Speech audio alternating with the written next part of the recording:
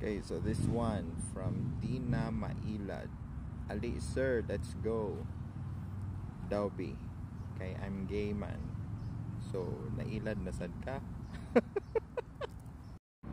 So ito, you look young at your age. Well, thank you. But actually, I don't think so because see, I'm already bald. Yung wala na yung mga buhok ko, silikasan na sila. so walang forever. Inaasa niya lang ako. Bitin na bitin ako. Hindi ko na alam kung makakaya ko pa. Di bale na lang kaya. Ako pa ba kaya ang nasa puso niya? Di bale na lang kaya. Ngunit mahal ko siya.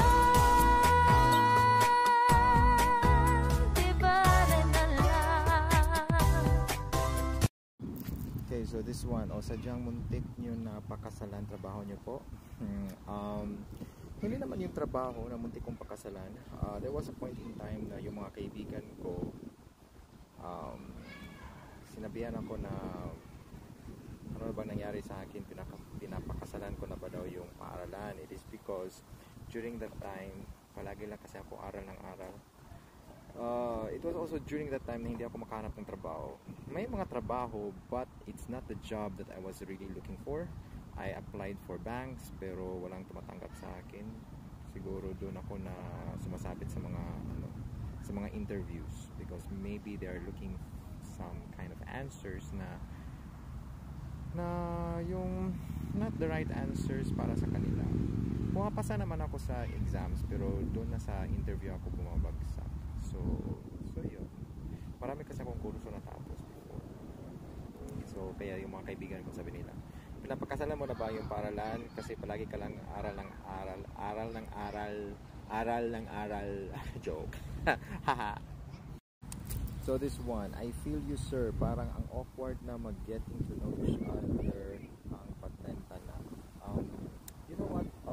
I don't think so. It's awkward. It is because learning is a continuous process. So if you are getting to know other people, so you're learning other people.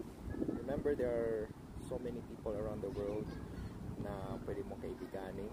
So yun. So just continue to learn, and then in that way you'll be able to appreciate other people. Hindi naman siguro necessary na jowain mo sila lahat, no? Yung ano lang ba, yung getting to know other people to learn other culture or yung ganun. Wala yan sa age wala yan sa age. As you get older, the more you like of knowing other people, I think, I hope. So yun lang. So ito, totoo ang sinasabi nila, dapat mag-asawa o mag-jowa ka na pag hindi ka pa naka-in kasi nakafocus ka na lang sa work. My take on this is that it depends upon the person really, how he or she sees his or her work. Meron kasi, depende kasi yan sa status ng tao Meron mga tao na they really going to work for them to support their family, and then some other people, no, they even support their extended family. So ganun, kaya work lang sila. So depende yan sa tao. Meron namang mga tao na they can juggle both their personal life and also their work life. So basta the bottom line is just work smart, don't work hard. Yun lang.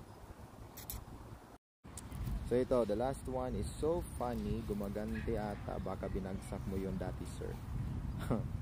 So as a teacher, no, I don't fail students.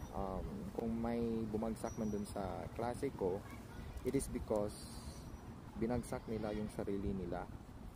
Kasi nga, yung teachers are only computing the scores of the students. Teachers are imparting knowledge, they make exams, they make quizzes, they give out projects. Pag yung estudyante hindi nakaabot dun sa passing scores, then talagang babagsak siya, di ba? Meron kasing pina-follow na grading system yung standard ng school. Kaya nga, di ba, meron silang grading system kasi yun ang nakaset na standard sa isang college at sa isang university. If a teacher change the grading system para pumasa yung lahat ng mga estudyante nila or niya, then what happens is nilower down niya yung standard ng school. So I don't want that to happen. I don't want to lower down the standard of the school. Kung ano yung grading system ng school or university, I have to follow it. So that is why at the beginning of the class, iniorient ko talaga yung mga estudyante na ito yung grading system ng school, then you have to follow. So ito yung quizzes, ito yung tests, ito yung mga projects, ito yung mga yung grading system talaga para alam nila kung ano yung dapat nilang kunin na mga scores or mga grades para pumasa sila. So yun. So kaya I don't like hearing yung mga estudyante na saying na I don't like that teacher kasi bumabagsak yan. No, hindi yan bumabagsak na teacher na yan. Unless kung meron siyang mga hidden agenda kaya binabagsak niya yung mga estudyante. Pero if the teacher or the professor is just following the school standard, then you have no right to say yung teacher na yan is bumabagsak yan ng estudyante. No. You have to study to pass. If you are studying that particular school, you have to know the standard of that school. So you have to meet that standard to pass. Inaasa niya lang ako, bitin na bitin ako. Hindi ko na alam kung makakaya ko pa. Di bale na lang kaya ako papagkaya ang nasa puso niya. Di bale na lang kaya, ngunit mahal ko siya. Di bale na lang. Okay, ito. Go sir, same probs. Paubos na po ang mga tito. Oy, anong paubos? Ano yan sila, mga endangered species? O ito, matalino daw sa pag-ibig ang umabot ng 40s na single. Saan mo yan nakuha, oy? Hindi ako matalino sa pag-ibig, kaya nga single hanggang ngayon, di ba? Kasi napakatanga.